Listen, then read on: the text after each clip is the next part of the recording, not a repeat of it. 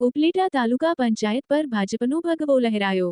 ઉપલેટા તાલુકા પંચાયત ખાતે પ્રમુખ અને ઉપપ્રમુખની ચૂંટણી શાંતિપૂર્ણ માહોલમાં યોજાઈ હતી, જેમાં ભારતીય જનતા પાર્ટીના ઉમેદવારોને બહુમતીનો આશીર્વાદ મળતા તાલુકા પંચાયત પર ભાજપનો ભગવો લહેરાયો હતો। પ્રમુખ પદ માટે ગણોદ ગામના રવિભાઈ વિરડાની વરણી કરવામાં આવી હતી, જ્યારે ઉપપ્રમુખ પદ માટે હંસાબેનની વરણી થતાં ભાજપના કાર્યકરો અને આગેવાનોમાં આનંદની લાગણી ફેલાઈ હતી। ચૂંટણી પૂર્ણ થયા બાદ તાલુકા પંચાયત કચેરી ખાતે ભાજપના કાર્યકરો દ્વારા નવનિયુક્ત પ્રમુખ અને ઉપપ્રમુખનું ફૂલહાર પહેરાવી અભિનંદન કરવામાં આવ્યું હતું। આ પ્રસંગે મોટી સંખ્યામાં ભાજપના આગેવાનો, કાર્યકરો તેમજ સમર્થકો ઉપસ્થિત રહ્યા હતા। નવનિયુક્ત હોદ્દેદારોએ તાલુકાના સર્વાંગી વિકાસ માટે પ્રતિબદ્ધ રહી લોકોની સમસ્યાઓના નિરાકરણ માટે કાર્ય કરવાની ખાતરી વ્યક્ત કરી હતી। વિપુલ ધામેચા, ન્યૂઝ 14 ઉપલેટા।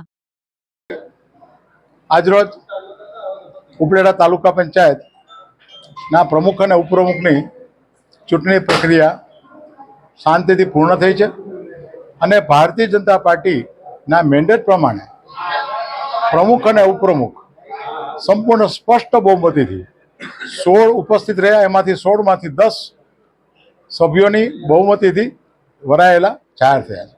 પ્રમુખ તરીકે ગણોદના રવિભાઈ વિરડા અને ઉપપ્રમુખ તરીકે સમઢિયાળાના હંસાબેન જયંતિભાઈ રૂપાપરાની પસંદગી થઈ છે અને દેશના યશસ્વી વડાપ્રધાન નરેન્દ્રભાઈ મોદી સાહેબે જે વિકાસની રાજનીતિ અને દિશા આપી છે, સમગ્ર દેશને દિશા આપી છે, તે દિશામાં અને ભારતીય જનતા પાર્ટીના ગુજરાત સરકારના મુખ્યમંત્રી ભૂપેન્દ્રભાઈ પટેલ જે ગ્રામ વિકાસના કામો કરી રહ્યા છે એને બળ પૂરવું પડે। સ્થાનિક સ્વરાજના આ જ કામો સરકારના કામોને વધારે વેગ આપશે અને લોકોની વધુમાં વધુ સેવા કરશે, એવી આ તકે હું દરેક સભ્યોને શુભેચ્છા પાઠવું છું।